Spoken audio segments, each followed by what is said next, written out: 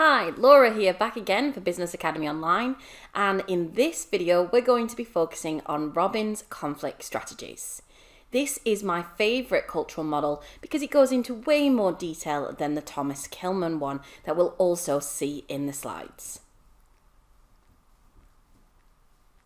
So what is the point? Well, Robbins gives some strategies about how to resolve conflict internally within a team and also externally between organizations, perhaps between a buyer and supplier.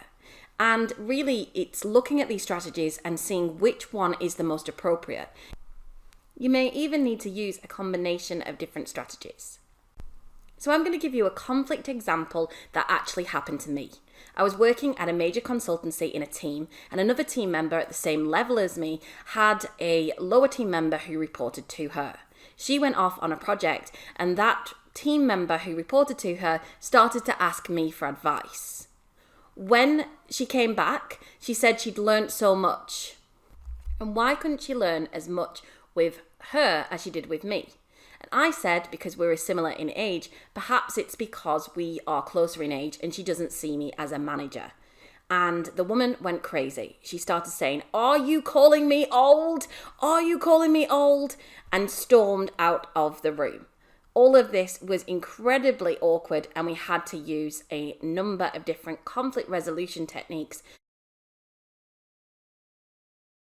The first approach that we had to use was authoritative command. This is where an arbitrator with authority over both parties makes a decisive judgment. She'd ran out of the room to go and get our manager. He then sat us both in the room. She told him what happened. I explained I didn't mean anything by it. And he basically said to her, "Right, okay, Laura didn't mean it. She clearly puts her foot in her mouth. She wasn't saying that in any way. And I think we should just leave it here and not mention it again." She wasn't happy with that, and so he had to move to altering the human variable. This approach is where an effort is made to change the attitudes, beliefs, and perceptions which underlie the conflict. In this meeting, she started to argue that I was given preferential treatment and I was always put on the best projects, and it was at the detriment to her. Our manager then explained that that wasn't true. I had previous experience in these particular projects, and that's why I was given these opportunities. In fact, that was why I was hired, and it wasn't a bias towards me.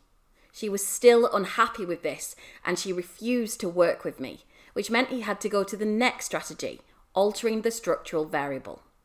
This is where effort is made to reorganize work relationships in order to minimize the potential for conflict. She was taken off my projects. They restructured so we didn't have to deal with one another. And from that day till the day that I left, she never spoke to me again. This is the only conflict I've ever had in work, and it was major and really, really awkward. But she hated me. So much so you couldn't even work in the same team. The next strategy is superordinate goals.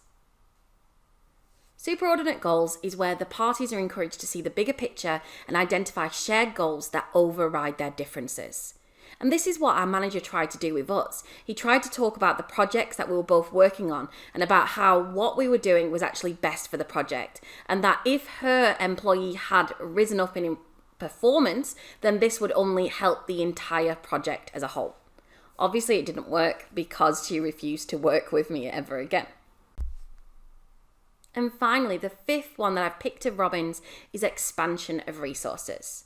Robin argues that if resources are free to mobilize to meet both parties' needs, this will eliminate the need for competition and therefore reduce conflict within your organization.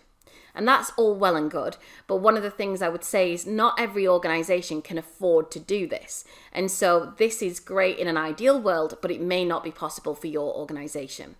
And in fact, the organization that I worked in had enough money to be able to do this, to separate myself and my colleague, so we didn't have to work together. But remember, you may not just use one strategy. You can use a combination, and you may escalate up the different strategies depending on the responses to those individual conflict resolution approaches. Hope you found this useful. Please subscribe, we'd really appreciate it. Check out our website and courses, and thanks for listening.